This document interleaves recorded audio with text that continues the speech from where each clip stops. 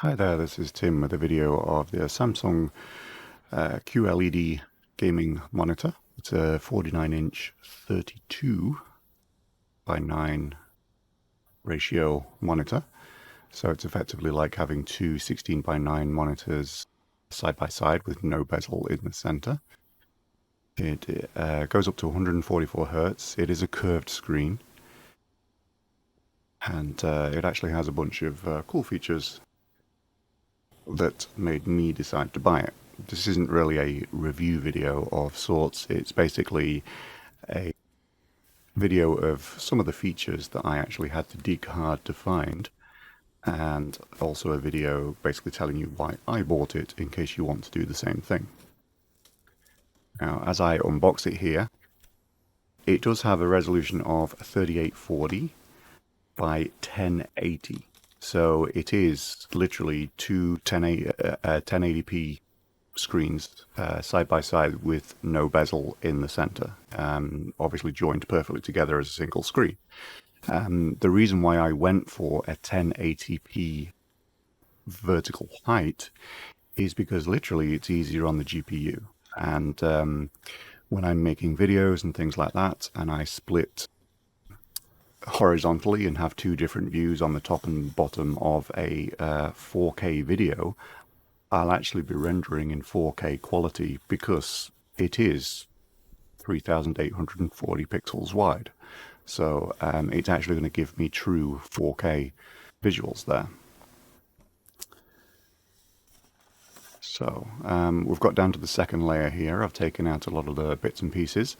Now the instructions on the box do actually say to take it out with the stand attached, but I thought that would make it pretty difficult to record a video. So I actually took it out of the box so that you could actually see me putting the stand on here. It literally just kind of slots in there, tighten up a few screws, and you're on your way. The back of this stand does actually slide off for cable management, so you can feed the cables through the stand itself.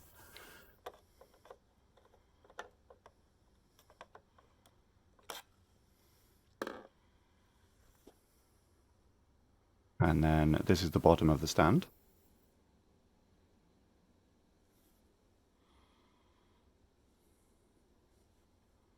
Obviously, going back to the kind of features of the monitor, 144 Hertz is something which is pretty new to me. The max Hertz that I've ever had is 60.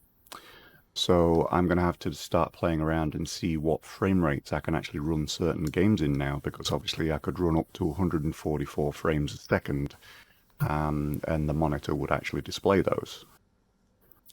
So that's pretty cool for me.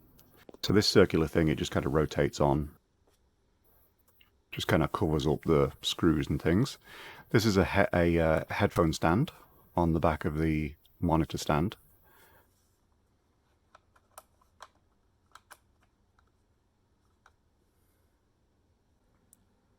And you can see there's a cable management panel in the back, which that is the cover of. And it also comes with a hanging cable management, which is what that is. Looking at the ports on the back, you have a power connection. It's a standard PC power port.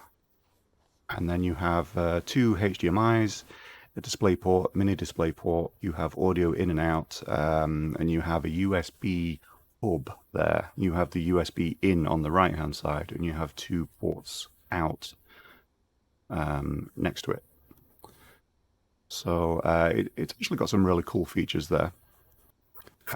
Looking at the features that I kind of didn't use primarily, this is a wall mount.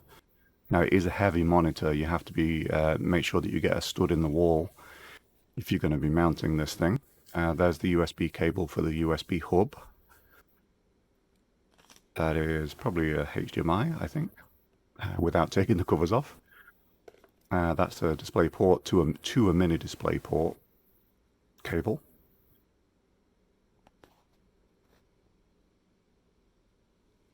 And that is a display port.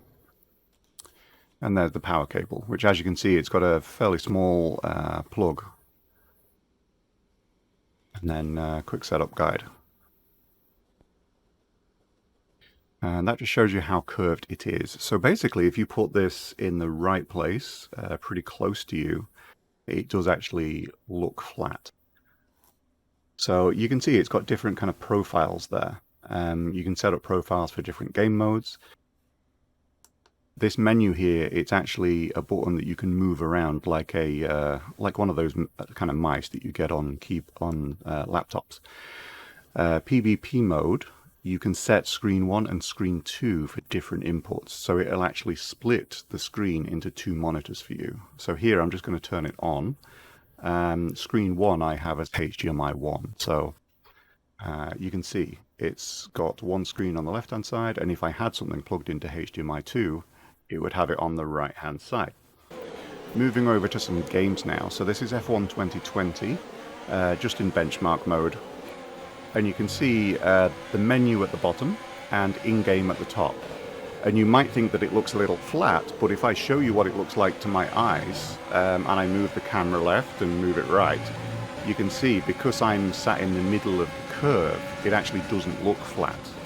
It actually looks like it's curved around me, like the actual cockpit would be. So here we see Assetto Corsa Competizione. You can see the menu at the bottom and how it looks from the cockpit at the top. Snowrunner. Again, you can see these games all kind of support things in different ways. Some of them keep the menu in the center kind of 16:9. Some of them don't. Some of them will show certain things on the left and right. But basically, I didn't really come across a lot of games that had serious issues supporting 32:9. Really didn't. And if they did, then obviously I would just run it in window mode or borderless window mode and just use the center 16:9. It was really not that big of a deal. This is Escape from Tarkov. Previous game was Frostpunk. And just showing you how the menus and things are primarily in the center 16:9. That seems still to be the standard ratio that developers are looking towards. So yeah, there you go. I hope that helps.